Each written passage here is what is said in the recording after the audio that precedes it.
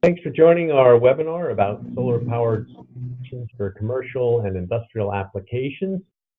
We'll be sending you a recording of this webcast tomorrow via email. And we've also included a copy of the slide deck and other materials related to this webinar. And that's in the handout section of your GoToWebinar pane. So you can go ahead and download those right now. You are also invited to text any questions into the question chat section of your GoToWebinar pane, and we'll cover as many as time permits before we conclude the webinar. With that said, let's go ahead and introduce today's speakers. Representing Northstar Battery, we have Dave Putman, Sales Manager and Controls Engineer. And from Morningstar, we have Jake Sherry, Applications Engineer. Recently, Northstar Battery was added to the Morningstar Energy Storage Partner Program, which was developed to optimize performance and ease of use between different battery brands and Morningstar charge controllers. Jake, I'm going to go ahead and hand off to you and Dave so you can share some information about Morningstar and Northstar and what our audience needs to know to help them to deploy commercial and industrial solar systems. All right. Perfect. Thanks, Mark. Okay, so let's start from the Morningstar side. Just to give you a little bit of background information for those of you who may not be familiar with our brand. We are a brand that dates back to 1993, was our inception year. Since then, we've sold an awful lot of controllers. Charge controllers is what we specialize in, and we've sold over 4 million into the field since then. One of the distinguishing characteristics that really sets us apart from our competitors is our low failure rate. It is characteristically the lowest in the industry, as many of our customers have very industrial and professional needs with really no room or no margin for error or system downtime. So we really pride ourselves in our reliability metrics. We are essentially the experts in solar charge controlling. We have the widest and most diversified product line for any range of needs within that product segment, including residential applications, rural electrification. We've had some actually pretty large projects. Recently, we had a project in Peru powering solar home systems, actually over 200,000 of those using our controllers in an integrated box. We have that also included over 3,000 community centers on a slightly larger scale, and all of this to provide access to electricity for over 1 million people. So that was a very interesting project. We do a lot of commercial applications. Industrial is really our bread and butter. Telecom, oil and gas, security applications are at the forefront of what we do day in and day out. Also a lot of recreational applications and mobile, marine, agriculture, and so forth. So today we'll be talking mostly about the industrial. Oops, make sure. Yeah, didn't miss the slide. Okay. We'll mostly be talking about the industrial and commercial applications. Specifically, telecom is, I think, a good example, especially with the crossover into Northstar Batteries application that they're, of course, very familiar with and can speak credibly to as well. So you'll be hearing more about that coming up. Just to give you a little bit of conceptual background and how Morningstar is involved in the system. Again, the primary component we are responsible for is the solar charge controller, which you see right here. Again, these come in various forms and types with the primary purpose of regulating the power from the solar array, which produces current into the controller. The controller then is able to regulate that power going to the battery. at its intended voltage and current. And then again, you'll also find some additional components from Morningstar. We do have one small inverter component to power just small AC loads, and that would be for 12-volt system applications at the moment, but we are also going to scale up to other battery voltages at a much broader power level in that component segment as well. Our primary purpose, again, we want to prevent overcharging and overcharging of the battery, and the battery being such a large expenditure in your overall system cost. It's quite advisable to treat the battery the right way, the way it wants to be treated, and the way that's going to preserve its battery life, so that you can maximize your investment. If you're not doing that and you have a charge controller that doesn't have the capabilities to meet the battery needs and how it likes to be charged, you could see severe degradation in the lifespan of your batteries, and with that, a pretty costly investment. So, and so on the previous slide was the example with the AC loads.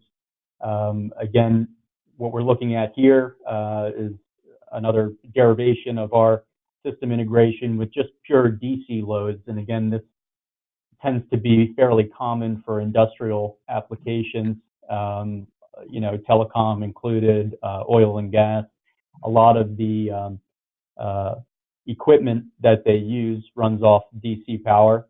And so our controller is really then the central component managing power into and out of the batteries in that case. So again, these are all applications in which we can be, you'll find Morningstar products being used. So on this slide, we just see an overview of some components, particularly, again, looking at the field of telecommunications products that we offer, where you know, you'll often see them in use. We have a couple PWM charge controllers here, the ProStar and the TriStar, and I'll talk more about the difference between these two types of charge controllers in the coming slide. And then we have these MPPT range, which is very common these days in, you know, various sizes and configurations. And then, as I mentioned before, we have our little SureSign inverter for small 12-volt systems. We do have this product, although it has not officially been released yet. It is still in development, but highly anticipated. That will take us into the 48-volt battery realm for inverter charger category, up to 4,000 watts of continuous output. We have some additional accessories that are often used in these applications for, you know, additional I/O capability, you know, remote you know, system level control with relays, and then also a remote IP bridge for various internet protocols and remote communication. So we'll talk about all those coming up. But first, just to give you a little bit of a breakdown between the two types of charge controllers that are common in the industry. The two that Morningstar offers are maximum power point tracking and pulse width modulation PWM controllers. So first, just starting with the MPPT, as they seem to be, you know, very common these days, sort of the latest evolution of solar charge controlling technology, although they come in many different forms and varying capabilities. But MPPT is primarily used in sites where, you know, you may have inconsistent or intermittent sunshine. You have a lot of cloud interruption, shading effects, seasonal fluctuation. Typically, the performance of an MPPT is going to be maximized actually in cold weather conditions. So that would typically cause the array voltage to rise, significantly above the battery voltage. And the topology of an MPPT controller is true DC to DC buck conversion that allows you to preserve the output power, throughout the conversion process, minus some minimal efficiency losses. And that's where you truly, again, see the benefit of the MPPT. When it gets cold, you can choke every bit of power out of that array as possible while keeping the system efficiency, optimized. And again, so typically you'll find MPPT controllers used with higher voltage arrays, and that may have reasons where that may be needed if you're trying to minimize voltage drop over a certain long distance wire run. You need to wire the array to a higher voltage, and so forth. So there's additional benefits there as well. All in all, you're looking at perhaps up to 30% more yield in terms of energy harvested into the battery over comparable PWM controllers. And again, that would be primarily in ideal conditions with cold weather and optimizing the performance of MPPT. On average, you may see more like 10 to 15% more energy yield over PWM. So segueing next into the PWM controllers, these are very popular in areas where the conditions are pretty stable and predictable. You don't have a whole lot of fluctuation. Maybe it's just located at the equator. You have pretty abundant sunshine day in and day out. And again, the cost being a factor, they are very economical. And so generally, if you have access to low voltage, if you have access to low voltage panels or nominal voltage solar modules, you can use the PWM controllers quite effectively. And there's a lot of intelligence that goes into the PWM charging algorithm, as opposed to just a simple on-off regulator. It treats the battery much more, to a high degree of accuracy, maintaining a high state of charge without overcharging the battery. So again, those are all attributes you'll typically find in Morningstar controllers. So, why are we here today, and the purpose of this conversation? A lot of what we are hearing now, being in tune with different customer applications, we have a lot of customers that inquire about the use of advanced chemistries in remote solar applications. There's a lot of benefits that these specially formulated advanced chemistries can provide, whether it's carbon-infused lead acid, or it's lithium that has some partial state of charge resiliency and that kind of stuff that make them very suitable for off-grid applications. And so we have more and more customer interest about compatibility with those offerings and how they can be integrated into their system. One of the most common requests that we receive on a daily basis, from various customer surveys and support cases that we have and stay in touch with, is the need to truly document the requirements for integrating with specific battery manufacturers.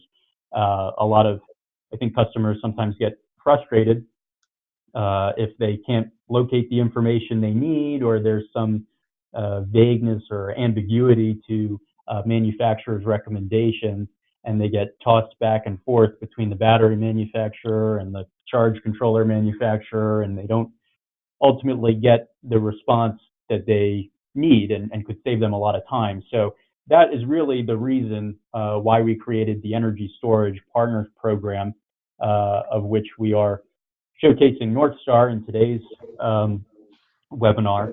The Energy Storage Partner Program, is really that added assurance to system designers to provide the compatibility and interoperability guarantee that they are looking for. They want to have that peace of mind to know that installation is made as easy and plug and play as possible for them, less time they have to spend on site, and programming and tailoring all the settings and that kind of thing, and just provide a bit more proven, better documented and controlled energy storage system, which again will show its value over the lifetime of the system and all of its components. So with that said, I think I will go ahead and introduce Dave Putman, who is again representing Northstar Battery today, and he can tell you a little bit more about the corporate background and the type of applications they serve. So Dave, if you have access, let me just make sure you should have access to the controls. Yeah, it looks like I have. All right. Sounds good. Take it away. Thank you. Can you hear me, Jake? Can you hear me well? Yeah, everything sounds good on my end. Very good. Well, thanks for the invite to this. Thanks to Morningstar for inviting Northstar Battery. I think it's key to understand that when you have controllers out there and companies out there that want to partner with the manufacturers, it helps the end user be very comfortable that a Northstar will work good with the Morningstar, and we appreciate Morningstar's partnership on that. So I'm here to talk about Northstar Battery and when Northstar started and so on and so forth. Northstar has 2 factories in Springfield, Missouri. We initially started back in 2001 producing batteries for the telecom industry. We were very blessed with great funding at Northstar Battery to where we could put the latest and greatest in robotics and processing at the time. And as Northstar grew into a second plant, we actually grew the technology on continually and grew the technology on producing batteries and manufacturing batteries. And all of our lines have gone through multiple revisions to make sure we're doing a very consistent job in the latest and greatest equipment to build a product. And why is that important? Well, you want a consistent product. And one thing about Northstar is they will make a product consistently. I'll show you a little bit more about that here in a little bit. But total capacity of over 2 million batteries a year, a very low environmental impact. When you come into a city and you say, I'm going to build a lead acid battery plant, obviously they're concerned about how you're going to treat the environment. A good example of that is we put a PVC liner underneath both factories. So initially there'll be a liner and a barrier in between the soil and the factory in case there was any kind of a spill or any kind of a contamination. It would be held up by that liner. So constantly looking at that particular portion too. We've won multiple awards with the environmental agencies on how we treat our environment and then the factory, and also how we treat the workers. The workers are required to go through blood test and shower every single day coming off the line. So we really take care of our workers to make sure they're not involved in any kind of issues while producing lead acid battery.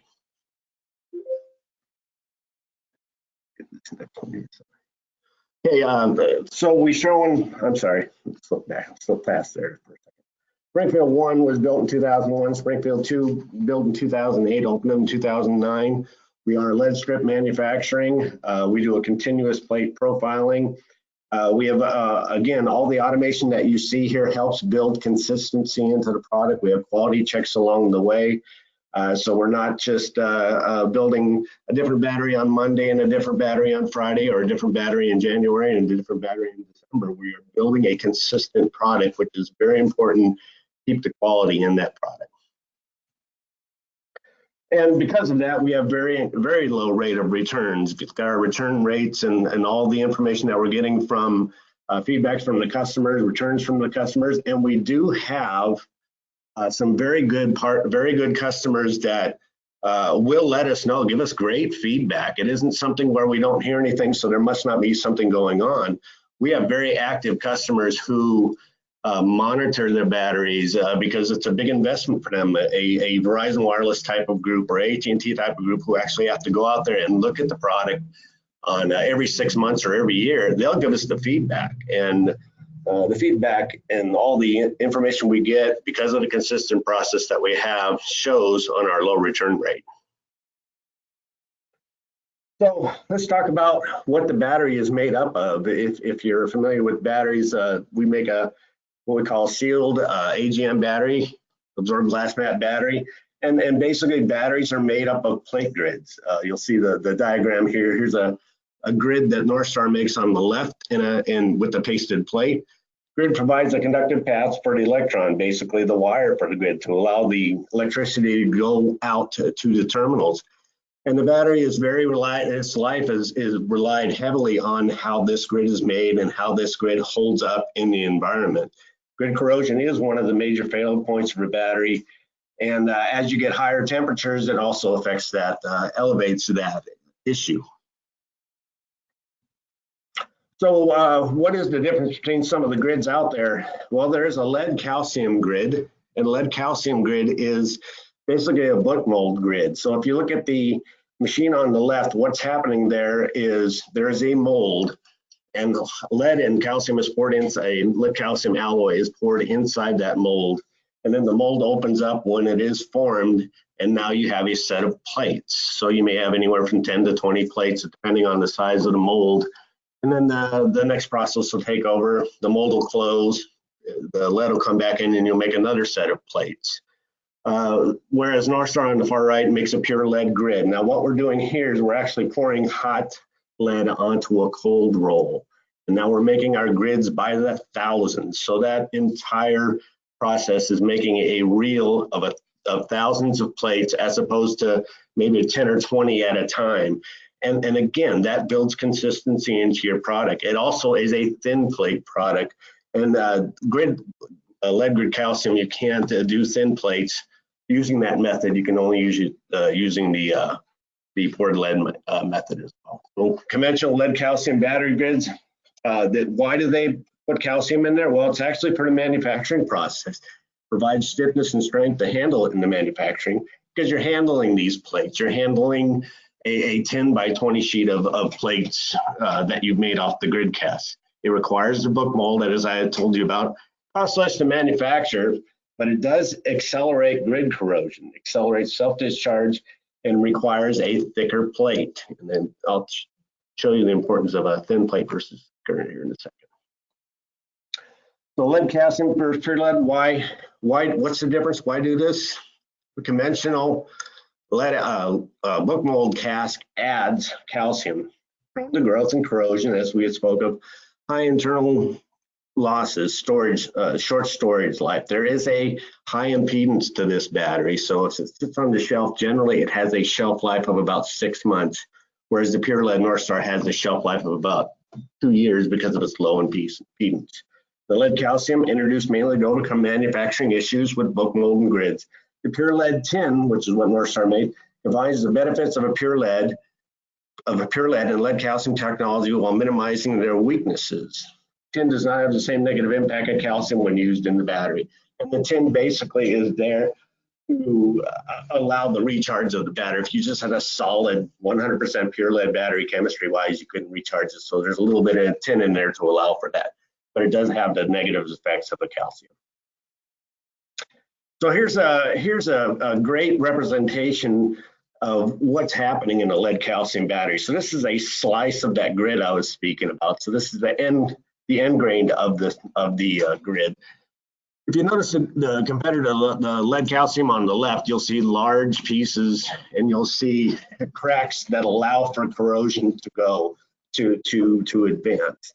On NorthStar with the pure lead, you see a much smaller, much tighter grain structure, which takes a lot longer for corrosion to make its way through the product.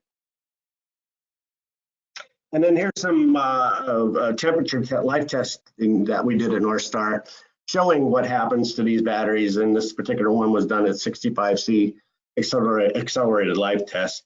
And again, you'll see the black traces in each one of these photographs. That is the corrosion creeping through the cracks in those particular alloys.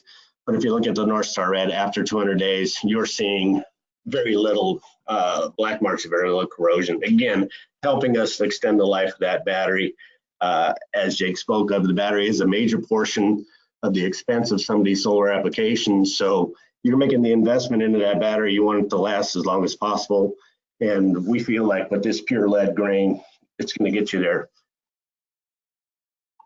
So lead calcium versus AGM TPPL, long service life, temperature tolerance, high power energy density, quick recovery, and low cost of ownership. This was something that was published in one of the publications. OSP magazine had presented this. Just kind of gives you some validation to what's happening with our product out there. If you're looking at the cost as well, we're looking at the cost of ownership. You look at year one for a lead calcium and a TPPL, it was installed, but in year 4, the calcium was replaced, whereas the TPPL went all the way to the 6 years, and again, thin plate pure lead TPPL, if I haven't explained it. So you can see over the long period of time, past 10 years, the cost savings. So the blue technology, and this is important because this is basically a battery that NorthStar developed, and what you'll see out there for cycling or PSOC applications, partial state of charge. This lends itself perfect to the solar application. You don't always have a nice sunny day. You don't always have a nice sunny week. And when you do have sun, maybe it's only in a short period of time.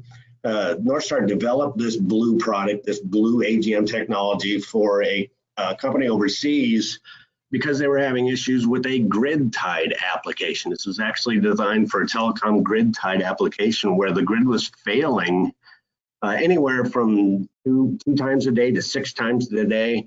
And the outages could have been 15 minutes or 2 hours. Well, it was destroying standard batteries because they was completely undercharging the batteries, as well as never getting the power back into the units. So the country and the company that deployed these batteries asked NorthStar to come up with a technology, and it was this blue thin plate lead carbon technology that helped them solve their issue. And just a great example of the success of this product was that we put that product in where batteries were failing 3 to 6 months, and the product lasted 2 years. So it was a great success story that proved itself out into the real world.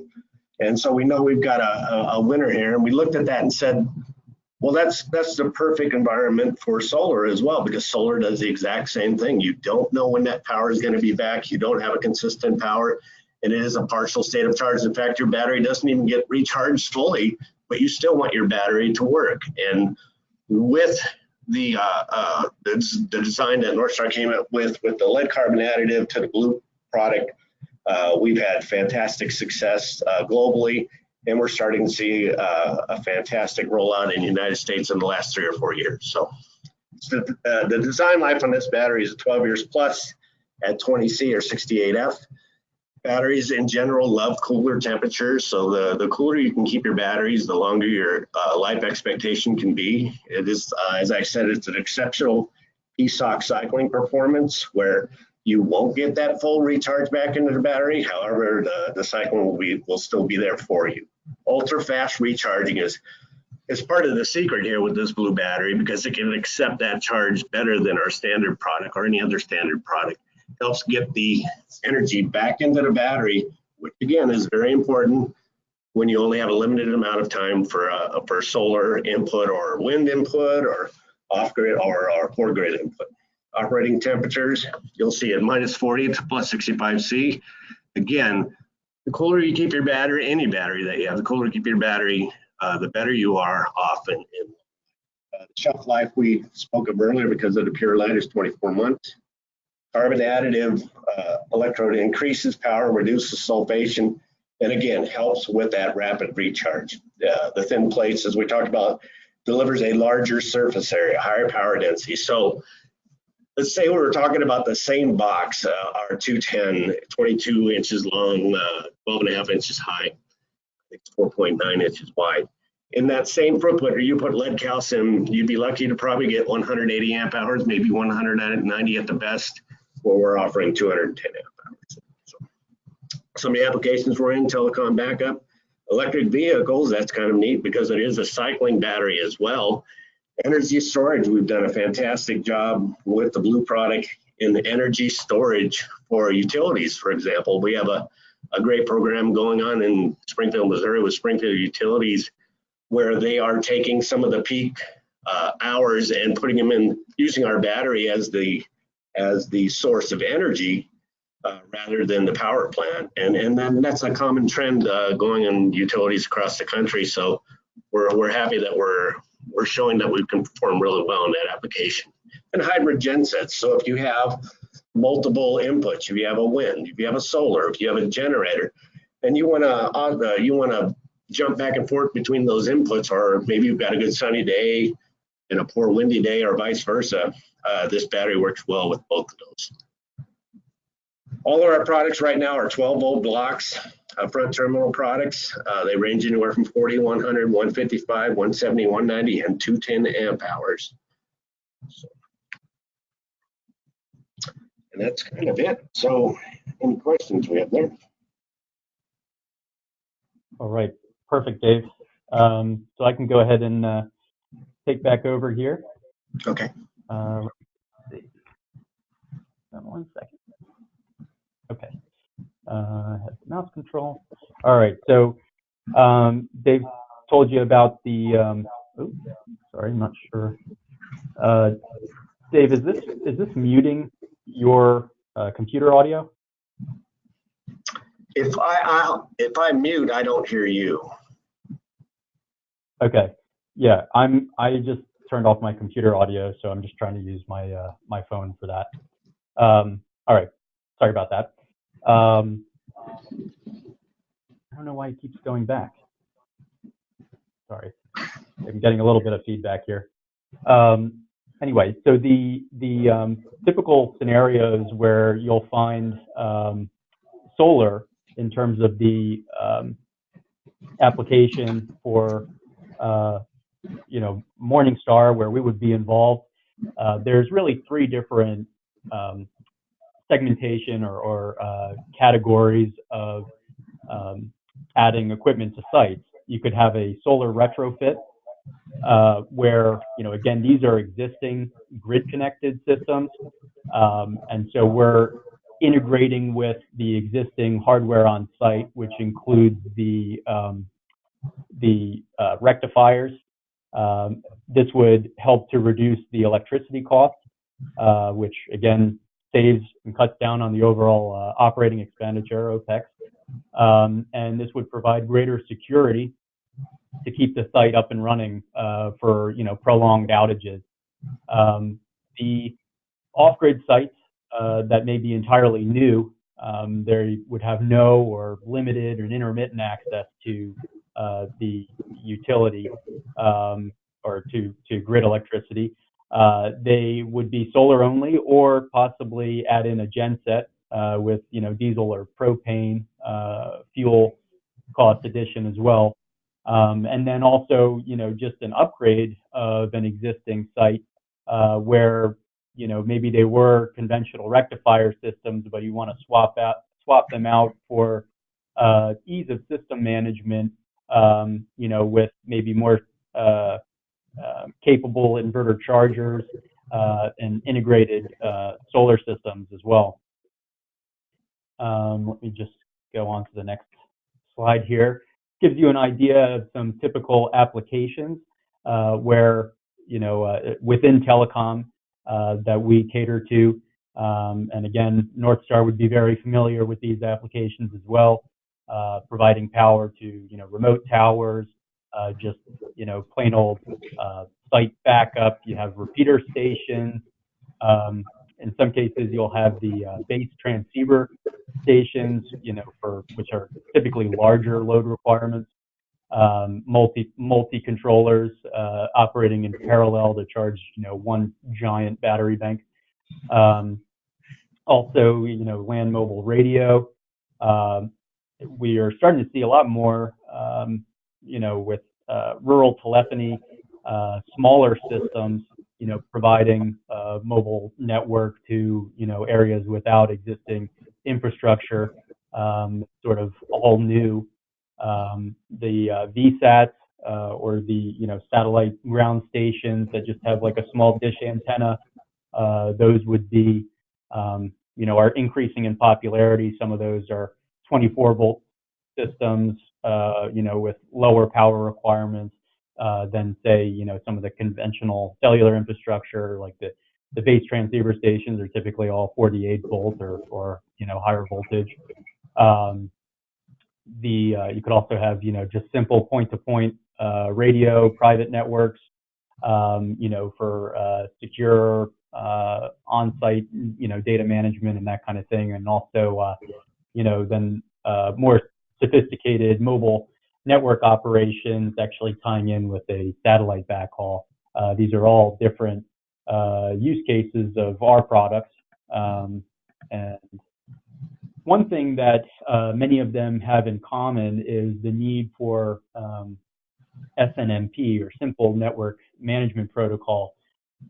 This is a feature that is very soon going to be enabled for all Morningstar products. We're just about to make the official launch release of this capability, which is enabled through our EMC Ethernet meter bus converter accessory device. It's a IP gateway and supports a number of management and communication protocols, including SNMP, SNMP version 2C to be specific.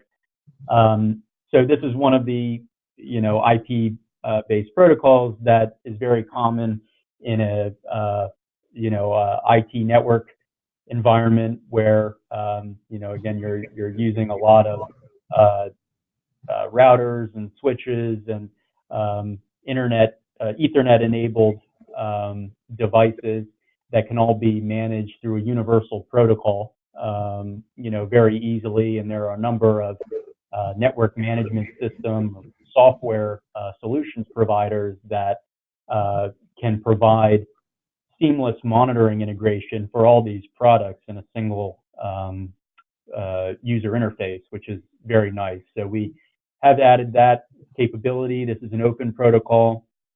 So, different than some of the other standards out there that have more proprietary, licensing agreements and so forth, which, is a hindrance to compatibility across, many manufacturers all sort of collaborating on the same project. It is, as I mentioned, widely supported by a number of leading network management system providers. You can contact us for additional recommendations if you need to be connected with one. We have done a number of testing in-house on several of those software packages, and again, can speak more confidently about compatibility. If you need additional support on that, feel free to contact us. And again, very low latency protocol, just does not consume a whole lot of data in terms of applications, in really remote locations where you have, sensitivity in terms of the amount of data you're sending, a certain allotment that you don't want to exceed. It's very convenient for that need. Also, a bunch of the capabilities built into the network management systems provide all types of additional functionality for status notifications, customizable polling intervals, alarms, and all types of email alerts and that kind of stuff. So it's a very powerful tool. Just to go on here to show this, again, hasn't officially been released yet, but is scheduled for launch very soon. We'll provide compatibility through this internet communication gateway called the EMC1 to all of these supported Morningstar products, both current and future. So again, just a simple firmware update for those EMC1s that are already out in the field will enable this SNMP capability, which would be very convenient for these applications. All right, so just to talk a little bit more about the Telecom Vertical as a great example of these industrial and commercial applications where, again, you'll not only find our products, but very likely NorthStar equipment as well. This is a typical diagram of a site that might be used for like a base transceiver station or something to that extent. Positive ground 48-volt compatibility is a pretty important requirement for those systems, and our TriStar and TriStar MPPT controllers are compatible with that ground configuration. This basically just gives you a little overview of, again, the various components that we offer and how would we integrate into the system. In this case, we have a TriStar MPPT providing the charging functionality that, again, would be for 30, 45, or 60 amp variants, depending on your charging requirements. And then we also have a TriStar PWM operating in load control mode, which is very useful for protecting the DC load equipment with various capabilities for as far as monitoring the load current. You can see cumulative load amp hours and kilowatt hours delivered to the load, which you can access remotely and view through our EMC1. You notice you have a connection, Ethernet connection through the EMC1 on each device connected to a centralized switch or router, which then can either provide just local site access on your LAN or again through a internet gateway and access to the cloud. You have a number of additional protocols that are flexible in terms of how they're being used on an IP network. They can transition locally or to the cloud. SNMP, as we mentioned, being one of them. HTTP is another common one, just for a simple web dashboard. You can access through a HTML web page. We have ours is called Live View. And then we also have Modbus, standard Modbus capability, which you can access through serial communication locally or through the IP gateway. You can actually connect through port forwarding using our MS View software, which is sort of the standard programming and application interface for our controllers. You'll also notice here there's a DC to DC converter, including just as optional equipment if it is needed to regulate the voltage output within a narrower tolerance for sensitive load equipment. But again, you do have a lot of the capability to cut off loads at different thresholds natively with the TriStar PWM controller. However, that output won't be voltage regulated. It will fluctuate with the battery. Let me just go on to the next slide here. So some of the advantages that are really come in handy with respect to this particular application. I talked about the maximum power point tracking technology that is found on many modern controllers these days.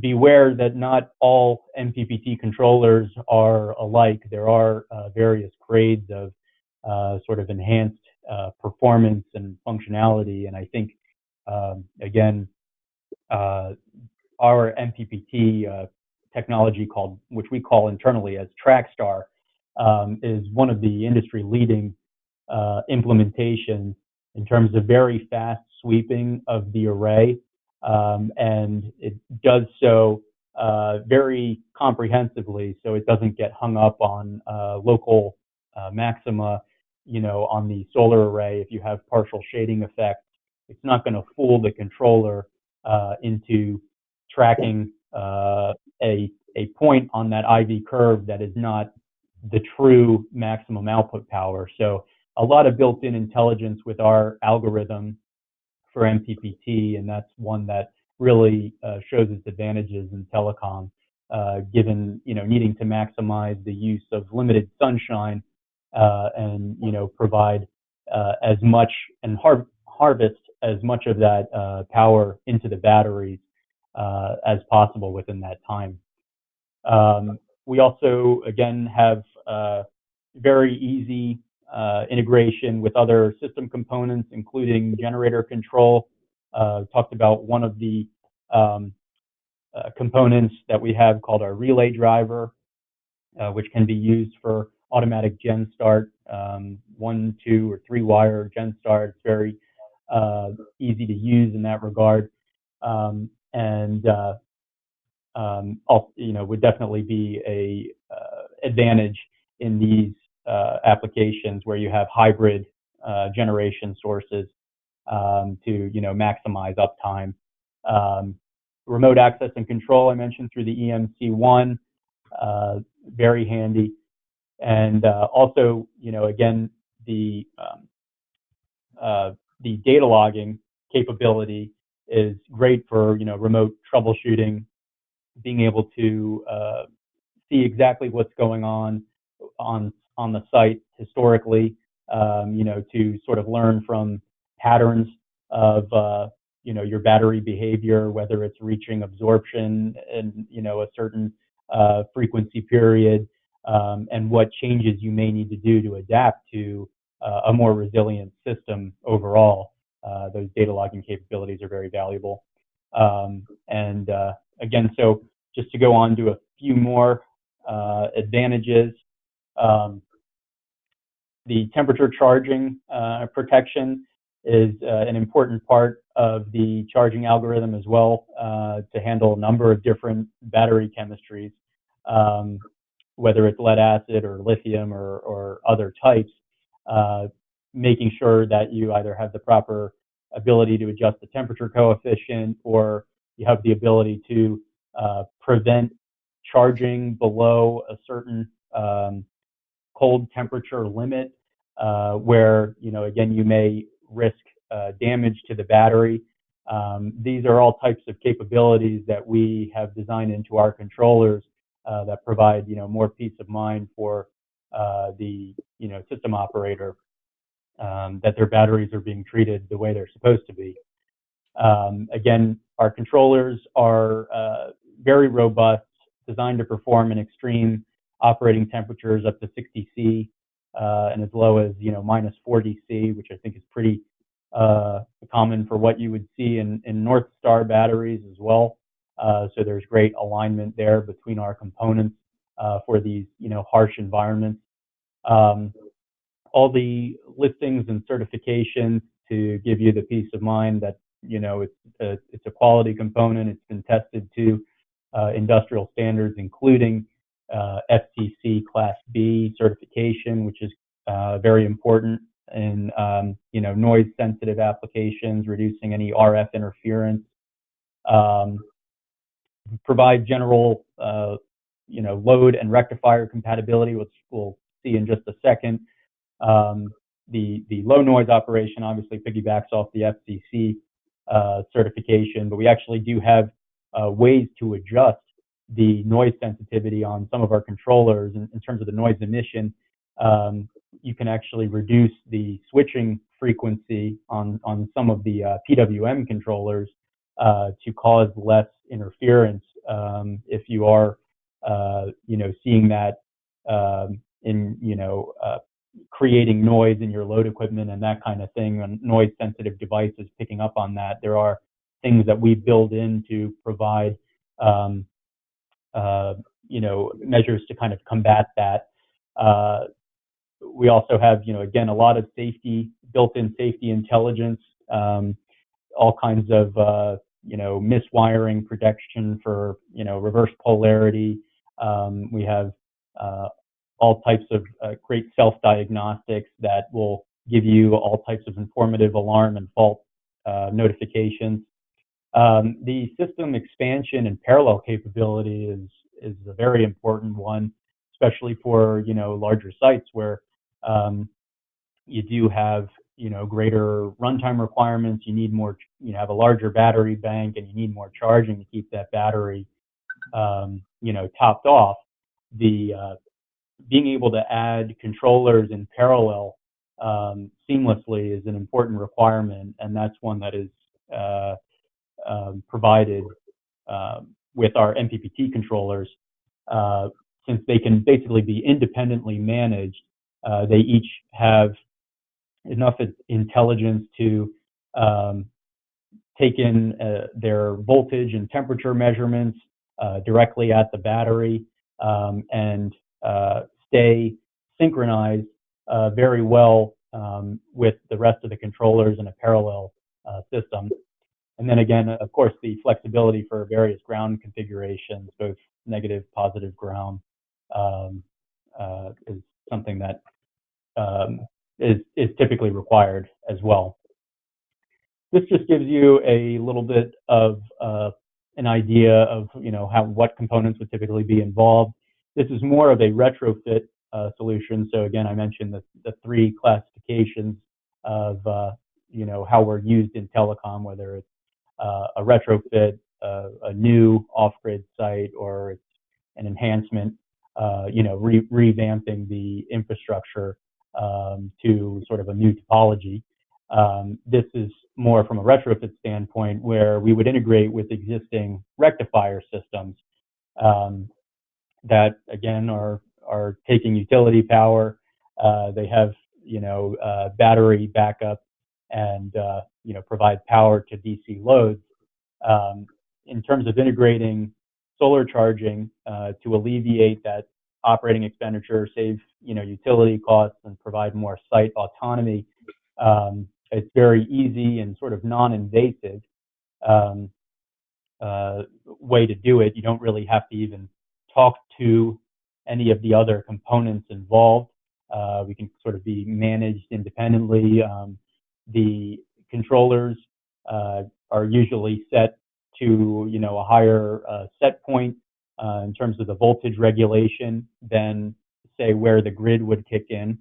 So again, if you're not really experiencing the deep cycles on a daily basis, most of the time you're just going to be charging from solar, and it will automatically be prioritized, regulating to a higher voltage than when the rectifier will typically have the grid float voltage kick in. But it's good to have the rectifier there to back up when you do use you have extended periods of bad weather, and you need to recover the battery from a lower depth of discharge. This is very good to have a hybrid system orientation like what you see here. Again, you see various other accessories and peripherals from Morningstar that provide different functionality. Of course, our EMCs. We have the meter bus network, which allows sort of data aggregation from two controllers on a local meter display.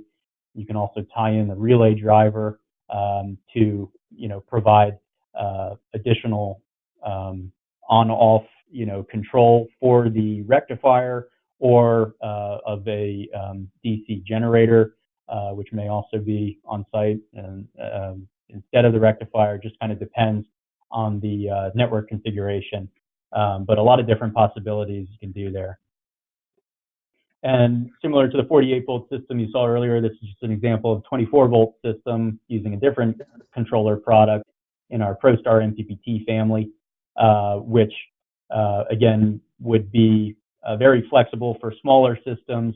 Maybe the smaller VSATs or rural telephony applications where don't require a whole lot of power, but again they provide a lot of value-oriented features for the DC load control already integrated, so you don't need a separate load controller. You can monitor everything remotely through one EMC, and it's just very convenient in that regard. Just to piggyback off that, the controller I mentioned there was our ProStar MPPT, and just to highlight a few of those key features that you would find on that controller that you may find use of. The low temperature foldback is sort of a unique one, where the controller as and this is just particularly useful for lithium batteries, which we haven't spoken a whole lot about, but they do have some sensitivity to low temperatures. Many of the manufacturers advise discontinuing charging below 0 degrees Celsius.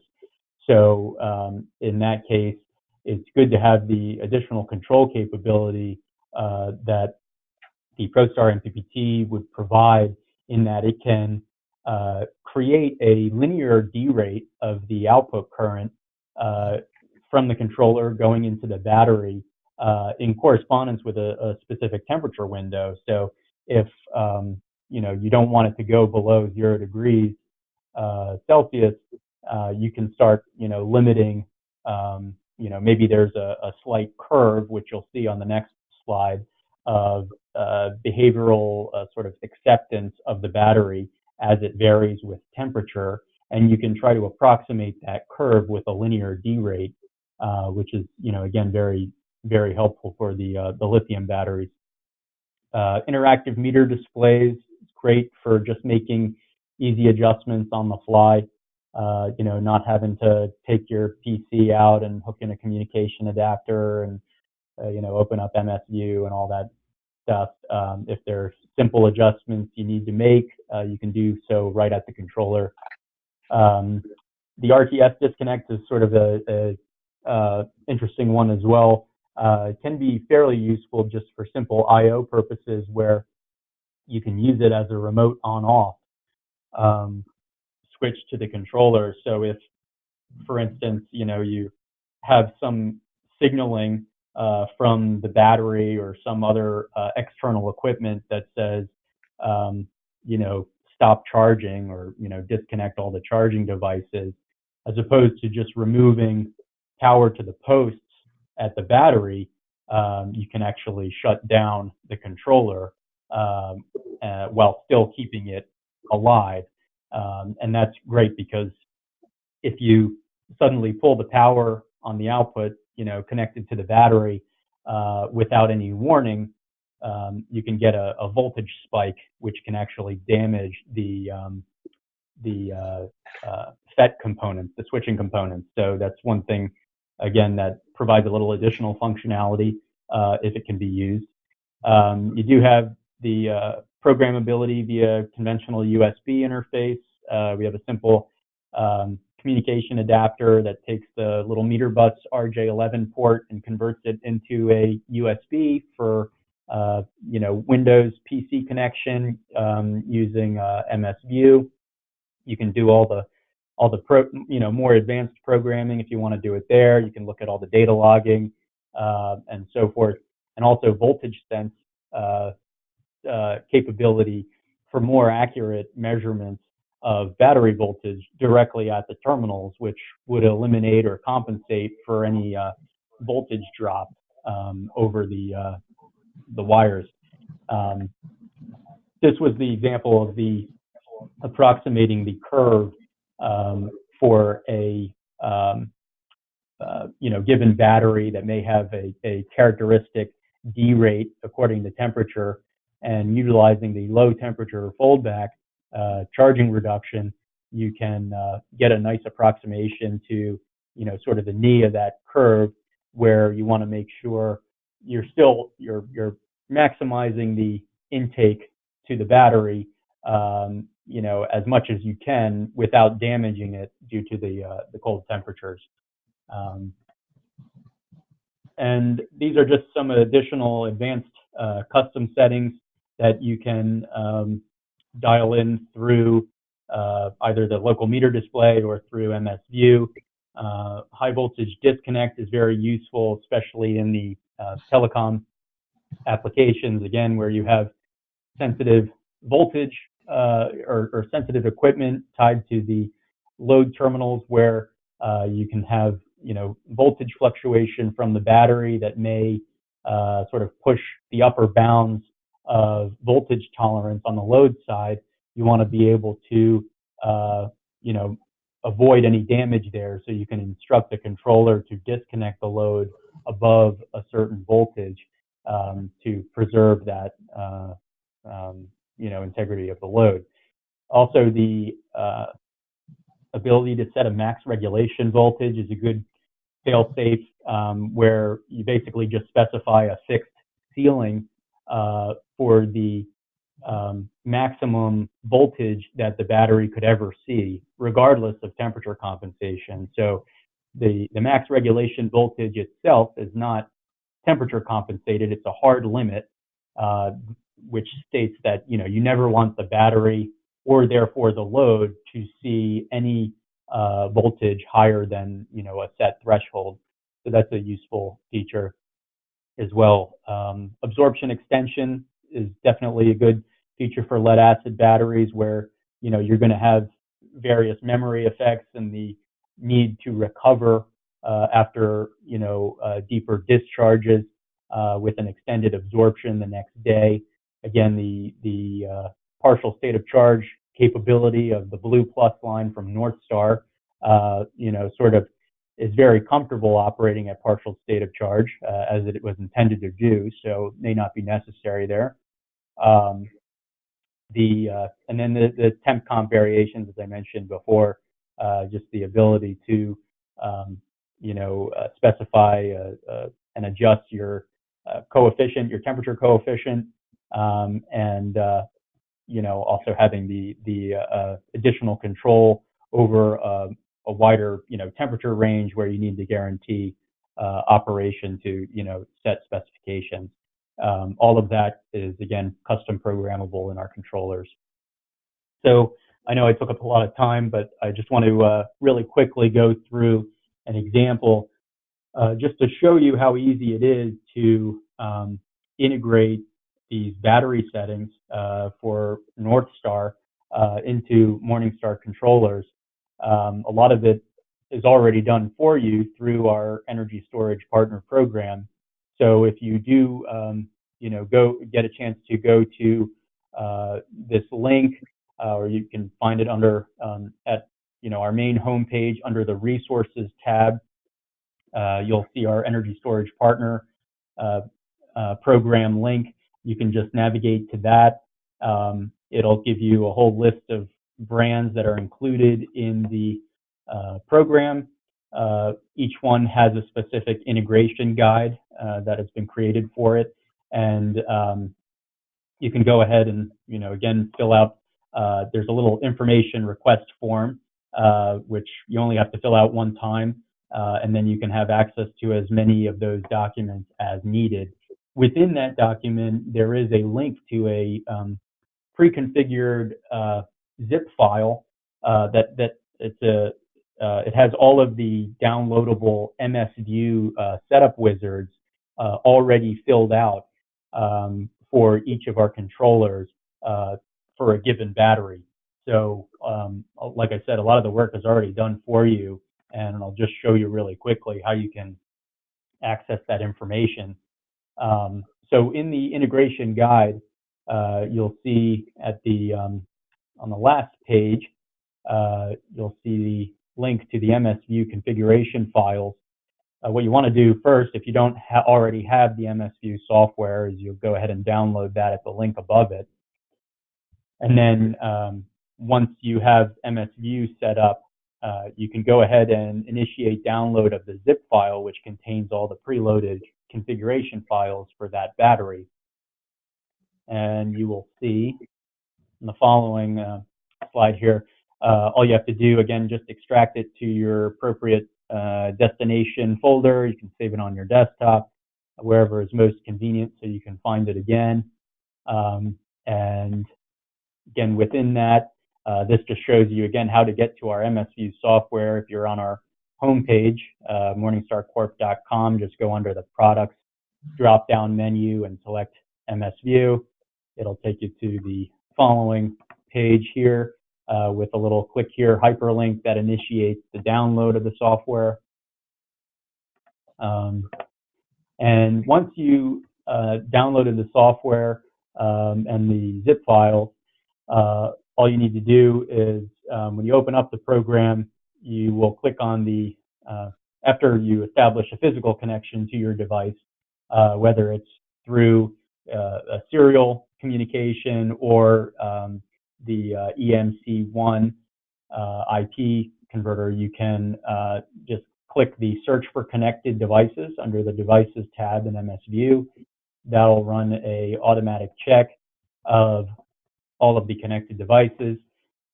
You should see, locate the one you want to connect to, highlight it, click connect, and then it should show up in the left-hand sidebar with a little green icon that shows you are successfully connected to the controller. It's able to recognize the model number in addition to the serial number. So once you do that, you'll go ahead and open up the setup wizard for whichever product you are connecting to. So in this case, it's a TriStar MPPT. So I'll just go ahead and under the Tools menu, find the TriStar MPPT setup wizard. Go ahead and just click the Read from File in the next window that appears, and you'll go ahead and locate those zip files that you downloaded earlier. Now, it should automatically recognize the appropriate file for the controller setup wizard that you're using. So if you're in the TriStar MPPT setup wizard, it should locate the file or the configuration file in the zip folder that has the .tsmppt subscript there. So should be able to automatically find that and then just click open. Once you do that, you can go through the settings and make any final adjustments you need that may be more application specific.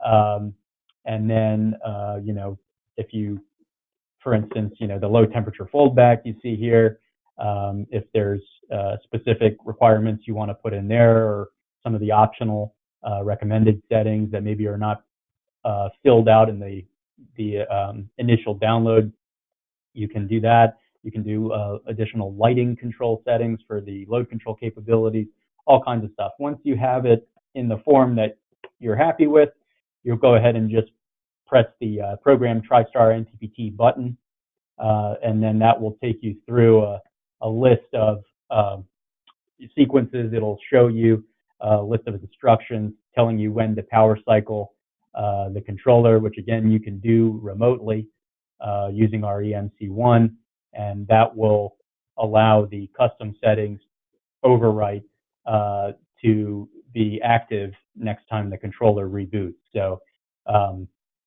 again, that shows you how simple and plug and play it is to integrate with NorthStar and a number of other battery manufacturers included in our ESP program. Just to wrap things up here, a little bit of a takeaway message. Regardless of how your system is configured, there's lots of different battery chemistries. NorthStar obviously has talked about their pure lead battery chemistries with the carbon additive for partial state of charge and their Blue Plus line. And many other members of the Energy Storage Partner Program have, lithium iron phosphate and other advanced chemistries. You just want to be educated in terms of making that decision for your system. Make sure that it meets your expectations for lifespan requirements, whether you're willing and able to perform maintenance on the system, and what your available space and budget are large drivers to choosing the right battery chemistries for those applications as well. Whether it's lead acid or lithium, you got to make sure that you really provide the battery with the settings that are optimal to guarantee its behavior in the long run, without significant or unexpected system degradation over time. So make sure, again, we've done a lot of the work for you in working in close collaboration with the battery partners themselves to make sure that we are providing their recommendations and the way to best preserve the system operation over the lifespan of the product. Also, again, just recapping how easy it is, regardless of the battery chemistry, Morningstar is somewhat agnostic because we can, we have a lot of tools at our disposal, included in MSView software, where we can tailor and dial in those settings for any specific battery chemistry need. Again, there's lots of additional functionality that we'll be developing in the future that will help to make that more user-friendly and more plug-and-play, because at the end of the day, that's what everybody wants, is a trouble-free, hassle-free operation. That's what we're going for. So I think we definitely covered a lot of ground, and I think we can open it up to the Q&A now. Mark, if you want to take yourself off mute and feel free to pose any questions that came in to either myself or Dave. Sure. Hey, thanks, Jake. Thanks, Dave. Great presentation. We do have some questions that came in. I'm going to start off with the battery questions, and I'm going to address them to Dave. First question for Dave is, when will NorthStar batteries be available in Africa? Right now, our batteries are over in over 150 countries. We have a Middle East, Africa group that can be contacted to purchase batteries for Africa, or we can help with the headquarters in Springfield, Missouri. If you contact them, we can help as well. Get you to the right person, but they are available around the world. Our battery was designed. The blue battery was designed overseas, so we've had great deployment around the world, and that's where the blue shines the best, is in poor grid applications like Africa and Southeast Asia, where the grid goes out anywhere from 1 to 6 times a day, or even worse. So yeah, you should be able to get that. If you can't find the right person, just make sure you try to contact us, and we'll get you pointed the right way. Okay, great. And Dave, do you want to provide the best contact information for yourself? I think we had it on an earlier slide, but we did have a question that came in. Is there an email address or other means that they should contact you? Which is the best way? Yeah, please. Dave at the number 2, the letter X, solarpower.com. So it's 2xsolarpower.com. The distribution we use to distribute the blue battery and the solar and alternative energy industry. Well, we can get you to the right person. I am located in Springfield, Missouri, where the factory is. All the batteries are made in the United States, in Springfield, Missouri right now. But again, we're deployed around the world. So you can best reach me on that email, Dave at 2xsolarpower.com. Okay, very good. Okay, that answers that. Another battery question coming in. Does NorthStar also make the battery box to house 8 of these solar batteries in 2 strings with a breaker for each string? Yeah, NorthStar has a variety of racks. We also have distributors like myself and a group out of, I believe they're out of Florida, that provide different racking and cabinet solutions. There are a lot of possibilities, a lot of arrangements, a lot of voltages. So again, we can get you in contact with them as well. The most popular one, if it's an indoor application, is a simple battery rack with a bus bar, a breaker per shelf. The cables are already ready to go. And because all of our batteries are what we call front terminal adapter batteries, a front terminal mount, they basically slide into a cabinet or a rack like a book. And that makes it so simple to install. I think my record for installing 5 shells, 4 batteries wide, is 20 minutes. It's that easy when you're doing installs, and that saves a lot of money for when companies deploy a lot of installations. They're getting charged by the hour by some of these install companies, and the ease of how NorthStar fits into these racks and hooks up and is maintainable from that point on is a great cost savings overall. Okay, very good. Another question here. Can these NorthStar batteries be installed vertically as well as horizontally? Yeah, they're the only position we don't like at NorthStar, or don't recommend, is totally inverted upside down. Other than that, you can stand them up on end, lay them on their side, or stand them up on their base, as you'll see 99% of the applications. The one point we want to make is try to allow for ventilation for your batteries. Try to allow for some space in between the batteries. I think ours is a 1/4 of an inch or 10 millimeter spacing we recommend to put in between the batteries, just to allow some airflow through there to keep your batteries cool. Again, the cooler you keep your batteries, the longer life you're going to get out of them. But yes, in a lot of different orientations for the front terminal battery, you can go ahead and mount them in all the orientations, with the exception of totally inverted. All right, thanks for that question, and thanks for the answer. Another question here, what is the C rate for the blue tech compared to a lithium battery? Well, that's a little bit apples to oranges. I think the AGM in general, not just NorthStar Battery, can handle a variety of C rates versus the lithium, due to the fact that it doesn't have any restrictions based on the BMS. Lithium has to be careful of how it's discharged and how it's charged, just to protect the cells themselves. Does a great job, does a fantastic energy for the footprint that it has. But there's a little bit of restrictions that I see on lithium that you have to be careful of. Not that it can't be done, but it is based on their battery management system, whereas a lead acid product does not have a battery system. So I can see lithium in the right scenario outperforming the lead acid and the C rate, but it is something that has to be monitored and controlled. All right, very good. Another question here. Do NorthStar batteries qualify for the American Recovery and Reinvestment Act, ARRA, Made in America federally funded project? I'm not familiar enough to answer that correctly, but it's something, if you email me that, I'll try to find that answer. The only thing I can pull out of that particular question is that we are 100% made in the USA. Smallest battery we make is 40 amp hour, largest is 210 amp hour.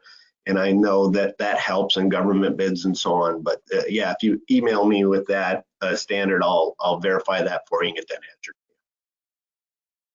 All right, fair enough. Terrific. Let's see what other questions we have coming in. Here's another battery question. What is the weight of the 210 amp hour battery? That one's 152 pounds, and that's always a good indication of looking at lead acid batteries. I know there's some imports that come in, or other batteries that claim, hey, we're a 100 amp hour battery, or we're a 200 amp hour battery. Look at the weight. The most lead you can pack inside the battery, the better, the more capacity you're going to get out of it. And that's what NorthStar did with the 210. It is a high compression built battery, which means the lead is in there extremely tight. We use a PPO casing to make sure that compression is maintained throughout the life of the battery. But yes, it's 152 pounds. It's a good amount of lead in there, but you need that to get to that 210 amp hour capacity. Okay, I have another question here, a battery question. I'm not sure if you're able to answer it here, if you have to take it offline, but let's see. It has a couple of components here. Number one, they're asking for the warranty, and they're asking for the approximate cost per amp hour on a 6-volt L16 for a 200 to 500 amp hour battery. Yeah, currently NorthStar makes only 12-volt product, so we don't have a 6-volt product, but the 12-volt product is running anywhere around $2 an amp hour.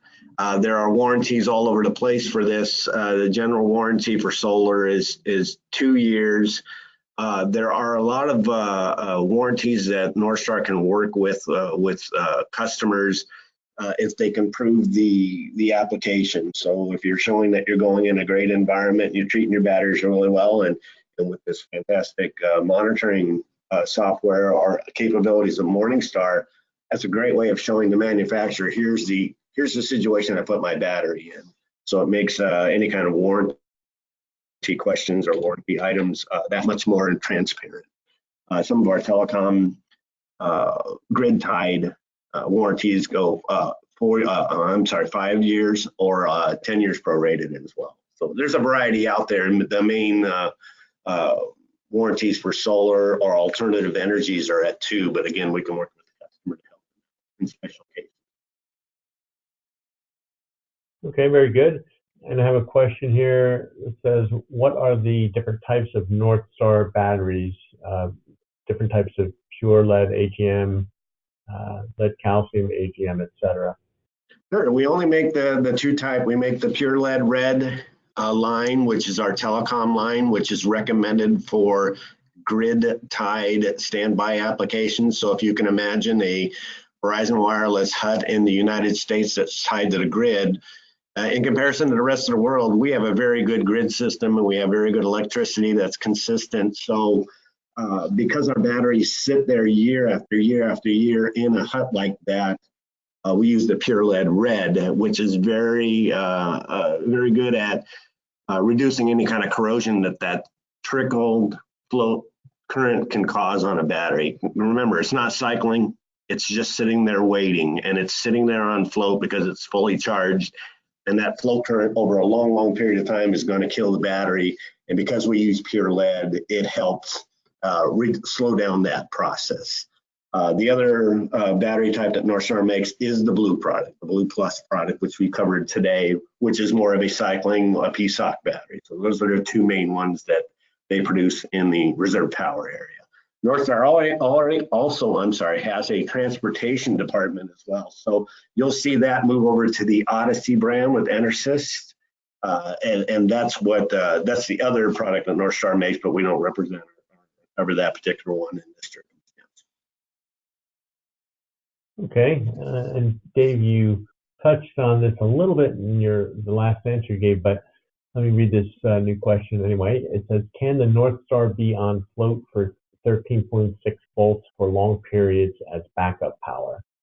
Yes, exactly. And if you're going to have an application that's not necessarily solar or poor grid or partial grid, if you're going to have a grid tied application, again, similar to a Verizon wireless hut, we recommend the red battery. And yes, that is the setting for that battery at 25 C or 77 degrees F. Okay, that's a good question. Thanks for the answer. Let's see, here's another question that comes in about batteries. Is there any advantage for carbon with continuous float or in backup operation? Actually, no. If I had my preference, I would use red for a continuous flow. It is something, again, online all the time. The carbon doesn't add anything to that. The carbon is basically there for the faster recharge capabilities. But when it comes to a float environment, no, I would recommend the red over the blue. All right, good enough. And here's a gentleman who's curious to know the theoretical charging limit for the 210 amp hour blue battery. I'm having a little bit of the theoretical charging limit. Is he talking about the current? Let's see. It looks like, I'm just going to read it verbatim. It says, curious to know the theoretical charging limit for the 210 amp hour blue battery. I guess he might be one way to say it, if you fully discharge that battery, maybe he's saying, how much should I put back in? I think one of our documentations recommends up to 106% of the amp hours taken out. So if you took out a 200, discharged it completely, you want to put 210 plus at 106% of 210 amps into that battery. I think that's probably. And I see he followed up his question. He's saying yes, the current limit. That's what he was wondering about. Yeah, the batteries will take a lot. Some of the recommendations out there are C20. So 40 amps for a 200 amp hour battery is something that but I've seen larger ones, 100 amp hours, 80 amp, 100 amp rectifiers, 80 amp rectifiers, but If you talk to the technical group at the factory, they generally say a C20 would be their preference. So again, if you had a 100 amp hour battery, a 200 amp hour battery, what does that work? Yeah, 40 amp hour rectifier would be something that we'd recommend. Okay, and I see a question coming in from Mohammed that says or reads, what's the best DOD for level for the blue battery? Blue battery, we found out in partial state of charge, and this is, again, the battery not coming all the way back up again to its full 100%, but the 50 to 90% is turning out the fantastic cycling results. You can go all the way down to 50 and go back up to 100.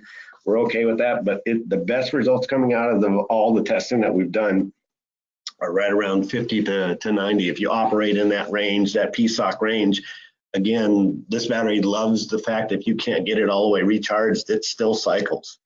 So if you're operating 50 and you can only get back to 90, keep operating 50 to 90, your cycles are going to be very impressive. Okay, here's a two-part question that comes in from James. I believe it was James who asked this. Question is, does the battery have the same discharge usage of 50% like smaller drop-ins for solar, or does it have a deeper discharge? And then also, how many charge cycles does the NorthStar battery have? Yeah, again, the depth of discharge will determine the charge, the amount of cycles that you get out of it. I think one of the limitations we have is 2,050 cycles at 50% DOD. Yeah, it is a 50% target on this battery. You can take it deeper, but when you do that with this battery, as well as any other AGM battery, you are reducing the cycle life of the product. But there's a nice sweet spot at 50% off that you're looking at over 2,000 cycles.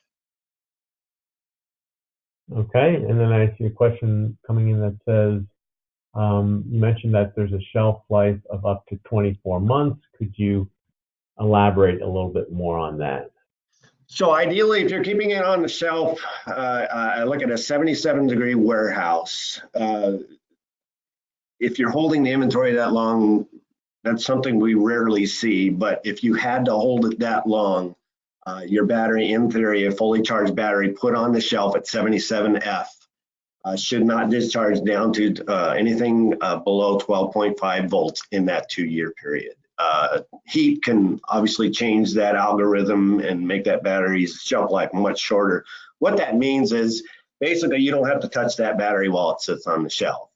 Once you pull it off, we recommend that you recharge it anyway because it's been a while and it's sitting at 12.5. I think some of our documentation says if you're dropping below 12.8, 12.7, you want to recharge that battery before putting it into use.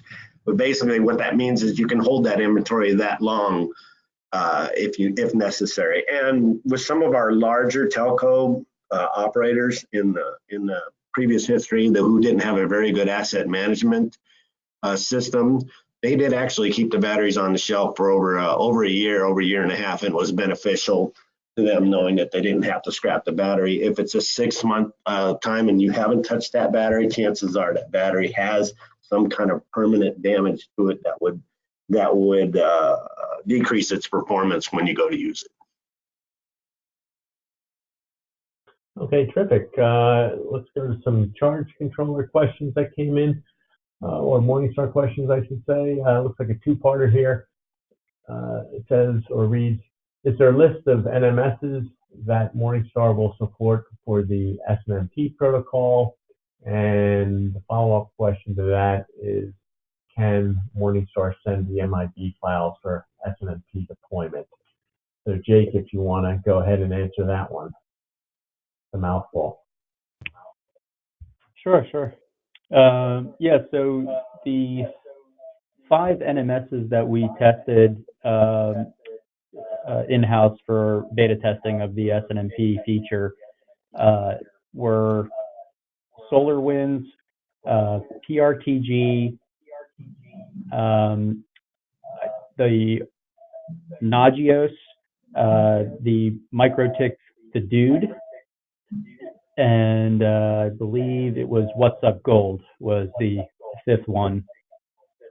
So we have, confirmed compatibility with all of those. There's obviously an infinite number of NMSs that are out there, both paid for and free packages as well. Just depends on what you need for your particular use case. The MIB files will be published when we make the official announcement. So those will be accessible on our webpage. If you're interested in using them now for sort of a beta installation, I can provide them to you. You can just email us and request those, and we can send them to you. All right, very good. I think the last question here, because we're coming up on the end of time, controller question reads, what is the dead battery recovery feature? I do use Morningstar charge controllers, not sure what that is. Sounds useful. Coming in from Dan. You want to go ahead and take that, Jake? Sure. So the dead battery recovery feature, I think, was mentioned on a previous slide. On some of our PWM controllers, usually, the smaller power requirement systems, like our Sun Saver, it has the ability to basically bypass the battery sets at, I think it's as low as 1 volt. So as long as the input voltage is above 1 volt, or I'm sorry, as long as the battery is above 1 volt, it should be able to recover that battery by providing a direct path for solar to charge the battery, even if the controller is inactive. And then once the battery reaches a certain voltage threshold, like 7 or 8 volts, it will turn back on and actually enable the switching regulation instead of just pure bulk charging at 80% of the controller's output rating. So then it would be able to recover a battery that is extremely depleted, which generally it's advisable not to ever let it get to that point, but at least our controller has a recovery path if that does happen. All right. Hey, great. I think that concludes things. We had a really terrific audience this time. Great turnout. Thanks, Dave. Thanks, Jake. I'm going to wrap things up here. We'll see you next time. This concludes the broadcast. Thanks so much for attending. Thank you.